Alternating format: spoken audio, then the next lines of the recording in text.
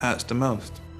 Deeply traumatised, Dwayne was calm enough to establish that Stephen had been attacked by 5 or 6 white youths. Within the next 12 hours, it was clear that the local community had a good idea of who these young men might be.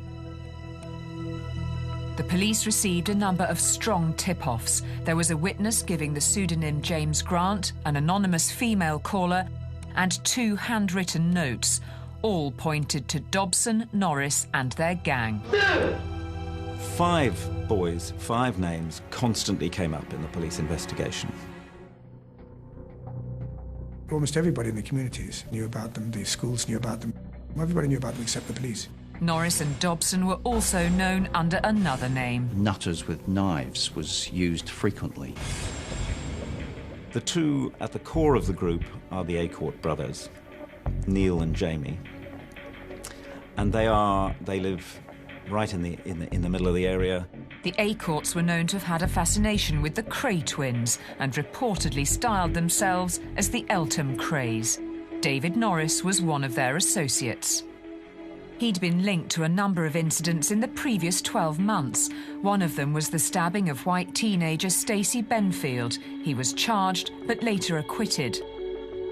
There were plenty of other reasons why David Norris should have been on the police's radar, not least because of who his father was. It turned out that his father, Clifford Norris, was in his own right quite a notorious criminal. His father was a known and very serious drug importer and a violent criminal who was at that time on the run from the police.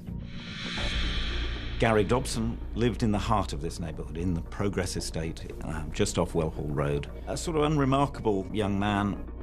Dobson seemed to us to be the one who was a little bit sort of out of it. He wasn't quite seemed to be so much of a hard nut as the others. And Luke Knight, who is another follower, another relatively quiet boy. In getting to this suspect group, which has been identified for them by dozens and dozens of people, they make extraordinarily slow progress. We were fobbed off to say that they had no idea about them, and that is complete lies. After the first weekend, the investigation was due to be passed from Detective Superintendent Ian Crampton to another detective who had just returned from sick leave. Crampton had a big murder trial coming up, which he would have to attend. What he did was, in fact, to set up an investigation rather than to pursue an investigation. 4 days had now passed since Stephen's murder, and the police were no nearer to making an arrest. The arrival of Mr. Whedon on Monday morning meant the same style of policing continued, but there was another problem. They had a mixture of a computer-based system and a paper-based system, which in fact turned out to be no system at all. As messages piled up in people's in-trays and information failed to get through, more crucial hours were lost. The confusion grows, and opportunities are certainly lost for that reason. The speed of response in seeking out witnesses and getting a grip on the problem was too slow. The police later claimed that the local community were reluctant to provide them with information, but the many tip-offs they received did not bear out this claim. It's a myth. There was a wall of silence. There wasn't a wall of silence. There was a massive amount of information flowed in over time. There was a witness, a young skinhead, walked into the police station saying, "I knew who it was, you know," and they didn't act on it at all. The witness clearly identified David Norris as a possible attacker and also named Neil and Jamie Acourt as members of this gang.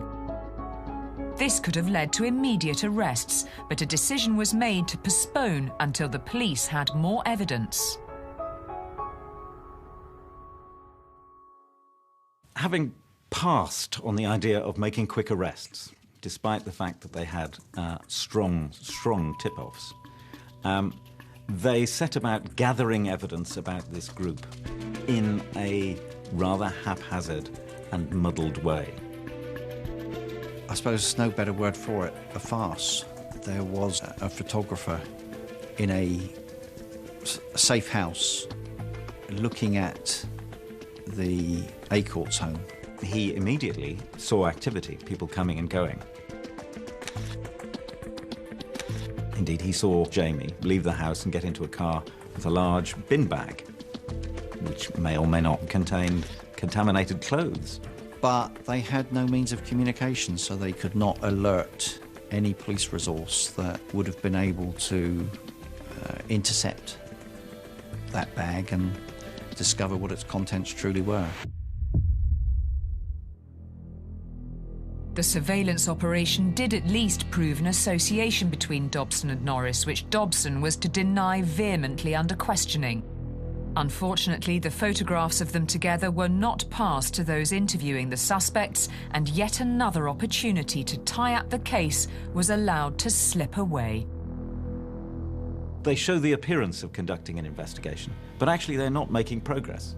It's remarkably static for those 2 weeks. Steve's been murdered, and no one's doing nothing about it, yet everybody knows the names of the suspects. If it had been a white boy, they would not stop until they get the killer. Neville Lawrence was particularly suspicious about what he perceived to be a low level of forensic evidence gathering. He wasn't hearing from the police that they were making any progress on that front. To seize forensic exhibits and then scientifically examine them, it is always better to do that as soon after the offence as possible. But most of the evidence wasn't even collected until the police started searching the suspects' houses a full 2 weeks after Stephen had been murdered. So a suspicion grows within days for the Lawrences that the police are not really doing this properly.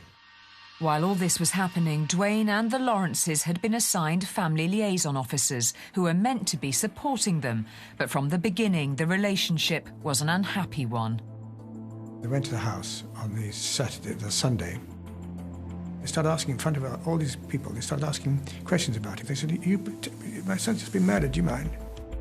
It became increasingly clear as events wore on that there was something wrong, with the investigation, there was something wrong with the way that the family were being treated. There was this combination of incompetence, indifference. The interests of justice were being let down. The police had failed to make any real progress with their investigation. Worse still, many officers continued to doubt the attack was racially motivated. Police officers just refusing to accept that the word nigger was used in the attack. If you don't identify race and race hatred as a motive, when it is a motive, then you perpetuate the racism. I just thought to myself, well, somebody's been murdered, they're going to go out and look for his killers. But as the days pass, then you realise that it's a completely different thing, that Stephen was a black boy and the interest was not there.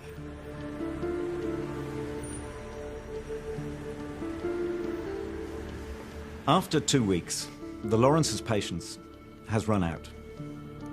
And through a series of connections, they meet Nelson Mandela.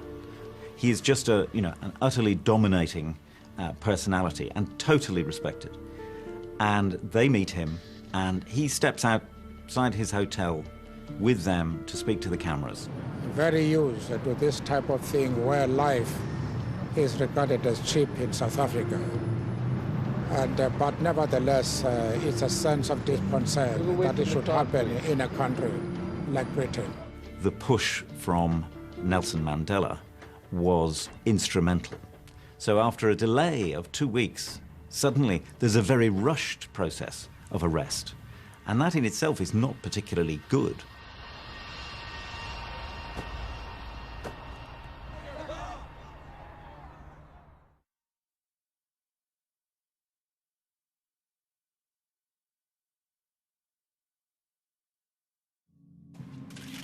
"14 days after the murder of Stephen Lawrence, the eyes of the world were now fixed on the Metropolitan Police Force. Public pressure was calling for them to act. And on Friday, May the 7th, 1993, they mounted dawn raids on the suspects' homes. With 4 out of the 5 now in custody, the next step was to search their houses. This was the police's chance to make up for previous mistakes and gather crucial forensic evidence. But it would prove to be yet another opportunity squandered. David Norris was not at home when the police arrived to arrest and search his house. It being a rather large and imposing house, the police officers decided that the level of search was such that they would not be tearing up expensive carpets. And it was the same story when they turned up at the A Court house. One of the sergeants went into that house, actually had evidence given to him the previous night from a person in the public to say that they keep knives under their floorboards. And they went into that house. Did they lift the floorboards? No, they didn't lift the floorboards. The police did come away with clothing belonging to the 5 boys, along with several knives, but at that stage none of this evidence would prove to be incriminating. They were now relying on one of the suspects slipping up and implicating themselves in interview. But back at the station, things weren't going to plan. Most of the suspects don't talk to the police at all. We all have that right. But their behaviour looked like the behaviour of people who were schooled and prepared in how to fend off police scrutiny without giving anything away. With little forensic evidence and disappointing results in the interview room, the police felt convictions slipping away from them. Their last hope was that the only witness to the murder, Dwayne, would be able to provide them with conclusive identification evidence. I remember looking through the mirrors and believing that they could see me. I wasn't in the right frame of mind to be identifying people. I was completely frightened, paranoid, beyond words. In the course of 3 ID parades, Dwayne did identify Luke Knight and Jamie Acourt, but he failed to pick out Neil Acourt, David Norris or Gary Dobson. This was a devastating blow to the police's case. It was a sense that I had to attend. I had to try my best to relive the events, to identify these people as best as I could. In June 1993, the Lawrences finally held a funeral for their son in Plumstead Methodist Church. By now, tensions in the community were threatening to boil over. We had this procession through the streets. You could feel the anger there with people, and as a minister, one had to address the anger. It was a righteous anger. The way that Neville and Doreen carried themselves in their grief was to have a profound effect, calming the angry crowd and preventing a potentially explosive situation from escalating into full-scale civil unrest. They represented what our community's response needed to be: strong, but it had also to be dignified. It's Doreen and it's Neville who deserve the praise and the love and the recognition. And I still think neither of them get enough of it. Neville and Doreen then flew to Jamaica to bury their son. While they were abroad, they received some devastating news. The decision of the Crown Prosecution Service, based upon their sufficiency criteria, was that there was not enough evidence upon which to base a prosecution. With the criticism of the police growing, they responded by following standard procedure for any unsolved murder and ordered an internal review of their handling of the case. It was called the Barker Report. Barker gave the investigation a clean bill of health. The Lawrences were outraged. But it wasn't long before a change in command at the Met would bring about a fresh start for the case.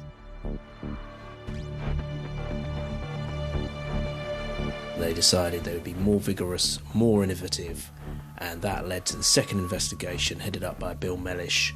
Mellish ordered surveillance equipment to be installed in Gary Dobson's flat in the hope of obtaining new evidence. They inserted a covert device, I think, into a plug. They were hoping that there would be admissions about the actual murder of Stephen. What they got was evidence of the virulent racism of those youths,